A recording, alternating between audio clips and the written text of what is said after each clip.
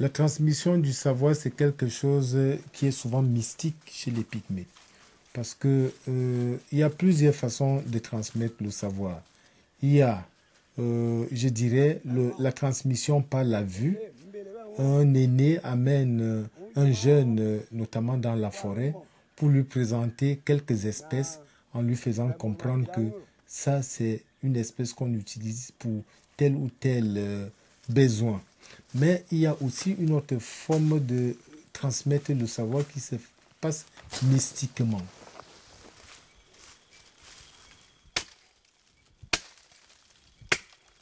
Vous voyez des choses qui ne sont pas dans la vie quotidienne, mais qui sont en fait des choses que l'aîné, le guérisseur voudrait vous faire connaître. Il y a d'autres façons de faire transmettre le savoir. On vous met aussi en contact avec le monde de l'au-delà par des visions, des rêves que vous avez dans la nuit. Quelqu'un vient vous indiquer que vous devez utiliser telle espèce pour telle ou telle chose. Donc, la transmission du savoir dans le milieu Pygmée Bakola, c'est quelque chose à plusieurs dimensions.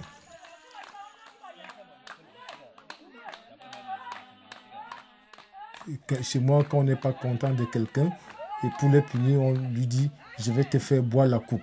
La coupe, c'est justement ce que les Pygmées Bakola appellent l'ikuga.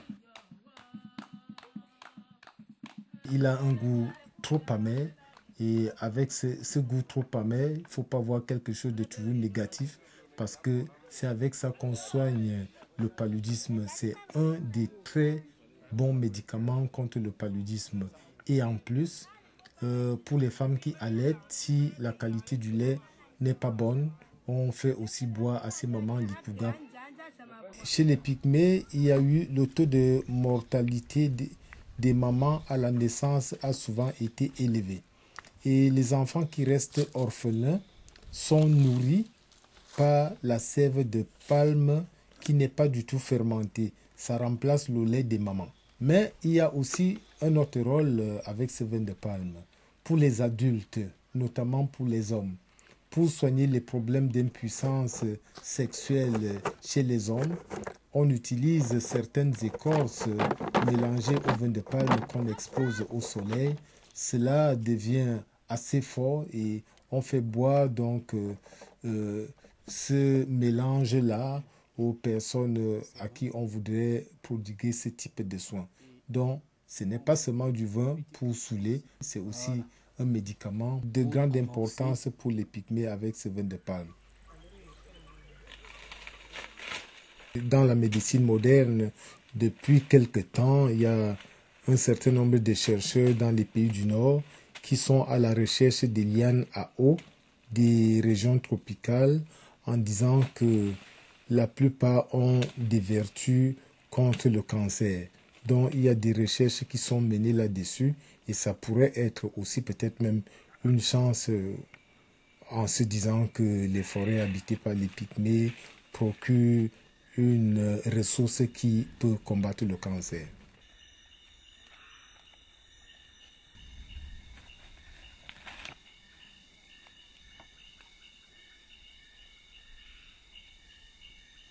Docteur Fouda, il est directeur de l'hôpital de la Cité Verte à Yaoundé. C'est un scientifique, un spécialiste des soins modernes. Étant bantou, il a aussi bénéficié des soins traditionnels prodigués par ses grands-parents et autres. Et voilà qu'il s'est intéressé à la vie des Pygmées, notamment le système de soins. L'homme vit dans un milieu, chacun vit dans son biotope. Et dans son environnement, l'homme apprend à connaître le milieu, il apprend à connaître qu'est-ce qui peut lui être favorable. Pourquoi nous respectons les croyances? Parce que nous savons que telle racine, telle plante a des vertus contre tel ou tel mal, quelle ou telle affection. Aujourd'hui, dans notre contrée, dans notre village, nous connaissons l'antidote contre les morceaux du serpent. Lors d'une chasse, un chasseur avait observé que les mangoustes qui étaient pris avec une vipère, donc il avait constaté que du moment où la vipère mordait la mangouste allait rongeait une racine et revenait. Le chasseur a donc pris le temps d'observer 1, 2, 3 mangoustes et dans sa réflexion, il s'est dit, tiens, probablement, si ces mangoustes qui sont mordus par la vipère et vont se ressourcer auprès de cet arbre a probablement des vertus contre le venin du serpent. Ça, c'est une observation de la nature. Je vous donnerai aussi l'exemple de l'écureuil qui vit au-dessus des arbres, au-dessus des cacaoyers.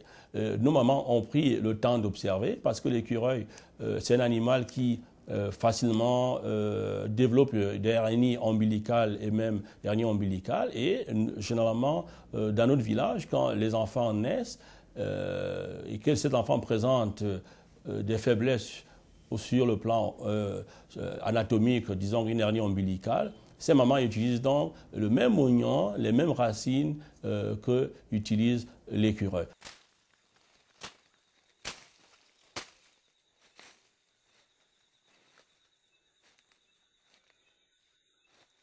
Le tumbi, c'est un arbre très important chez les Bakola parce que on l'utilise pour soigner la stérilité, qu'elle soit masculine ou féminine. Les gens qui ont des problèmes avec le bas-ventre, les maux de ventre et de bas-ventre, c'est avec ce tumbi-là qu'on les soigne. Donc, cet arbre est à la base de la démographie chez les Pygmées.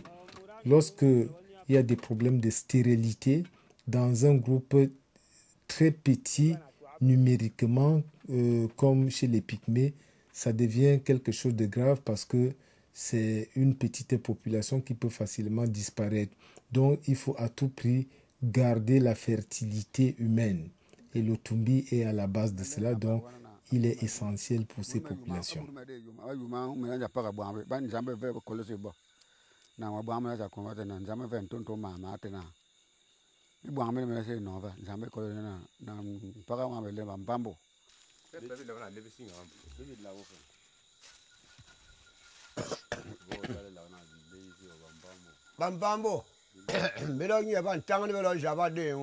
Cet arbre-là est appelé, vous l'appelez Boubinga, mais chez les Pygmées, on l'appelle, comme chez les voisins, on l'appelle Ovin. L'Ovin, c'est un arbre mystique pour les populations de forêt au sud Cameroun. Bakola et Bantou, c'est l'arbre de la vie, comme on dit. Si vous avez des problèmes personnels, vous allez au pied de l'arbre Boubinga, au pied de l'Ovin. Évidemment, l'arbre ne va pas dire faites ceci, faites cela, parce que l'arbre, pour le commun des mortels, n'a pas de bouche, mais le fait d'aller exposer déjà des problèmes, les ancêtres vont vous aider par des songes, par telle ou telle autre manifestation pour vous dire voici la solution ou bien voici les solutions à vos problèmes. Dans le monde, par exemple le monde des Pygmées, le monde des Bakola, Bageli, tout ce qu'on vit dans le présent, ça tient des ancêtres. Le pouvoir du présent est un pouvoir qu'on a hérité des ancêtres. Et un des endroits où on trouve le pouvoir des Pygmées, c'est dans l'arbre Boubinga, dans le vin. Donc, vous voyez habituellement, le vin, les tiges, c'est des grands arbres qui sont séculaires, qui ont plusieurs siècles. Ça veut dire que les ancêtres de ces populations sont venus aussi faire des incantations à ce niveau. Étant donné que plusieurs générations sont passées là, les Pygmées dans le présent, comme dans le cas actuel, ils savent que tous leurs ancêtres avaient de l'intérêt pour cet arbre.